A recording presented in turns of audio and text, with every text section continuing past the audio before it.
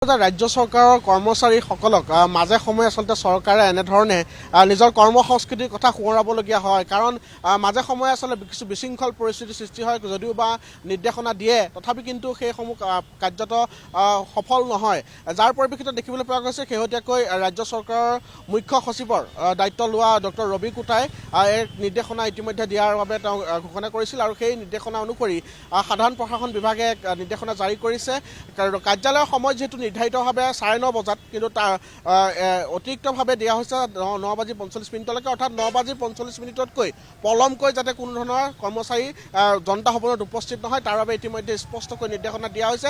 যিহেতু জনতা ভৱন ৰাজ্য চৰকাৰৰ যি প্ৰশাসনীয় ৰাজ্য প্ৰশাসনৰ এক হৃদপিণ্ড, গতিকে জনতা ভৱনৰ কৰ্মচাৰীয়ে যদিহে এলেহুৱা হয়, জনতা ভৱনৰ কৰ্মচাৰীয়ে যদি কাম কৰিবলৈ মন নকৰে, তেতিয়াহ'লে সমগ্ৰ ৰাজ্যৰ যি প্ৰশাসন ব্যৱস্থাই অচল হ'ব। গতিকে এই ক্ষেত্ৰত কৰ্ম সংস্কৃতি এক নিদৰ্শন দাঙি ধৰিবৰ বাবে চৰকাৰে বিশেষ পদক্ষেপ হাতত লৈছে।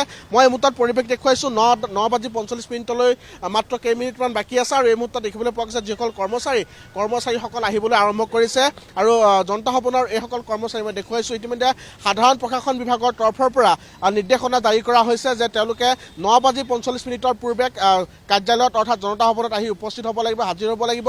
সকলোৰে কাৰণে বায়'মেট্ৰিকৰ ব্যৱস্থা কৰা হৈছে আৰু যাৰ যোগেদি 5 বজালৈকে তেওঁলোকে নিজৰ কৰ্তব্য সম্পাদন কৰিব লাগিব আৰু যিসকল কৰ্মচাৰীয়ে ভালদৰে কাম কৰে তেওঁলোকক স্বীকৃতি প্ৰদান কৰা হ'ব, তেওঁলোকক সন্মান জনোৱা হ'ব, পুৰস্কৃত কৰা হ'ব, সেয়া ইতিমধ্যে স্পষ্টকৈ কোৱা হৈছে।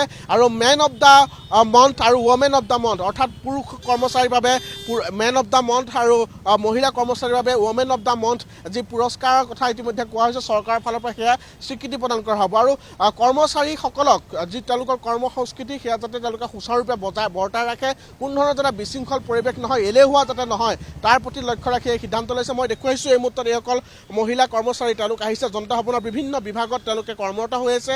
গতিকে আমি দৃশ্য দেখুৱাই গৈছোঁ। অকণমান মই জানিম দাদা, আপোনালোকক এটা নতুনকৈ টাইমিং দিছে, আপোনালোকে মানি চলি আছোঁ আদৰণি আমি চলিছোঁ, কিন্তু বাছত যিটো টাইমত আহে আমি সেইটো টাইমত আহি পাওঁ। এনে আমি টাইমতে আহোঁ। যিসকলে ভালকৈ কাম কৰে তেওঁলোকক পুৰস্কৃত কৰাৰ কথা কোৱা হৈছে, আপোনালোকে কেনেদৰে চাইছে? নাই, ভালেই কৰিছে এইটো। ভাল কাম কৰিলেতো ভাল হেৰি পাবই। ধন্যবাদ জ্ঞাপন কৰিছোঁ আৰু দেখুৱাইছোঁ এনেধৰণে এতিয়া এইসকল কৰ্মচাৰী তেওঁলোকে খুব খৰধৰকৈ যাবলৈ চেষ্টা কৰিছে, কাৰণ সময়ত তেওঁলোকক উপস্থিত হ'বলৈ কৈছে। আৰু যদিও বা ৰাজ্য চৰকাৰৰ সকলোবোৰ বিভাগতে বিভিন্ন জিলাসমূহত এতিয়ালৈকে যি বায়'মেট্ৰিকৰ ব্যৱস্থা হয়তো সম্পূৰ্ণৰূপে হোৱা নাই, তথাপি কিন্তু ইয়াত বায়'মেট্ৰিকৰ ব্যৱস্থা জনতা ভৱনত উপলব্ধ আছে, যাৰ যোগেদি কৰ্মচাৰীজন কেতিয়া কাৰ্যালয়ত প্ৰৱেশ কৰিছে, কেতিয়া তেওঁ কাৰ্যালয়ৰ পৰা ওলাই গৈছে, এই সকলোখিনি তাত সন্নিৱিষ্ট কৰিব লাগিব। আৰু যদিহে সেয়া পালন নকৰে বা 3 দিন যদি তেওঁ একেৰাহে অনুপস্থিত থাকে, তেওঁৰ যি মাহটোৰ যি CL থাকে কেজুৱেল লিভ, সেই কেজুৱেল লিভ আচলতে তেওঁ কৰ্তন কৰা হ'ব। গতিকে এনেধৰণৰ কিছু স্পষ্টকৈ নিৰ্দেশনা দিয়া হৈছে, কিন্তু এই নিৰ্দেশনা কিমান কাৰ্যকৰী হয় সেয়া খুবেই লক্ষণীয় হ'ব। মই এতিয়া দেখুৱাইছোঁ এইসকল কৰ্মচাৰী এতিয়াও আহিবলৈ তেওঁলোকে আহি আছে বিভিন্ন স্থানৰ পৰা, ৰাজ্যৰ বিভিন্ন বহুকেইখন জিলাৰ পৰা। যিহেতু জনতা ভৱনত বহু কৰ্মচাৰী ইয়াত আছে, শতাধিক কৰ্মচাৰী তেওঁলোকে বিভিন্ন বিভাগত কাম কৰে আৰু তেওঁলোকে এনেধৰণে এতিয়া সময়ত যাতে উপস্থিত হ'ব পাৰি তাৰ বাবে অহা দেখিবলৈ পোৱা গৈছে। খুৰা আহিলে সময়ত যিহেতু আপোনালোকক এতিয়া কাৰ্যালয়লৈ আহিবলৈ কৈছে, নতুনকৈ এটা নিৰ্দেশনা দিছে, গম পাইছেনে? গম পাইছোঁ, কিন্তু মোৰ উপায় নাই। মই মানে ফিজিকেলি হেণ্ডিকেপ, মানে ভেকচিন লৈ পেলাই মোৰ এই অৱস্থা হৈ পেলাই মই আজি ধৰ একৈছোঁ পাই এতিয়া গাড়ীবিলাকো আহিব নোৱাৰে, উপাধি আহিব লাগে। মোৰ সেই অৱস্থাত তেতিয়া মই টাইমটো কেনেকৈ দিম? যিসকল কৰ্মচাৰীয়ে ভালকৈ কাম কৰে তেওঁলোকক স্বীকৃতি প্ৰদান কৰাৰ কথা কৈছে চৰকাৰে, আপোনালোকে আদৰণি জনাইছে? নিশ্চয় ভাল পাইছোঁ, কৰা ভাল পাইছোঁ। আহোঁ মই সদায় 9:45 আহি যাওঁ, কিন্তু আজি উপাধি অহাৰ কাৰণে মই টাইমটো দিব নোৱাৰিলোঁ।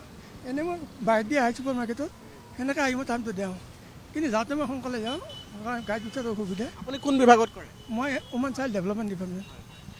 এজন বিশেষভাৱে সক্ষম এজন কৰ্মচাৰী, তেওঁ ইতিমধ্যে আহিছে, নিজৰ কাৰ্যালয়ৰ সময়ত তেওঁ উপস্থিত হ'বলৈ চেষ্টা কৰিছে।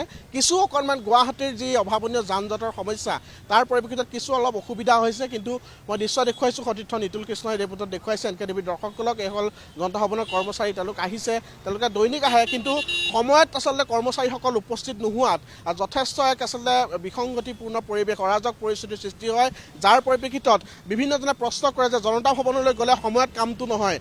সেই কামটো নোহোৱাৰ যিটো অভিযোগ সেই অভিযোগৰ ক্ষেত্ৰত শৰ্মা চৰকাৰ এতিয়া কঠোৰ হৈছে মুখ্য সচিব নতুনকৈ দায়িত্ব লৈছে ডক্টৰ ৰবি কুটাই আৰু এগৰাকী দক্ষ প্ৰশাসনিক বিষয়া হিচাপে পৰিচিত ৰবি কুটাৰ নিৰ্দেশ মৰ্মে সাধাৰণ প্ৰশাসন বিভাগে নিৰ্দেশনা জাৰি কৰিছে সেয়াক ইতিমধ্যে কাৰ্যকৰী কৰা হৈছে বুলি জানিব পৰা গৈছে আৰু জনতা ভৱনত সেই কৰ্মসংস্কৃতি যাতে কৰ্মচাৰীসকলে বৰ্তাই ৰাখে সুচাৰুৰূপে যাতে তেওঁলোকে পালন কৰে তাৰ বাবে এই নিৰ্দেশনা জাৰি কৰিছে গতিকে এতিয়া কৰ্মচাৰীসকলে কেনেধৰণে বিষয়টো লয় এই যিটো নিৰ্দেশনা বা এই যিটো ব্যৱস্থাপনা কিমান দিনলৈ চলে সেয়া আমি তাৰ ওপৰত দৃষ্টি ৰাখিম গতিকে এনেধৰণৰ ব্যৱস্থাপনা এতিয়া প্ৰশাসনীয় সংস্কাৰৰ ক্ষেত্ৰত লৈছে ৰাজ্য চৰকাৰে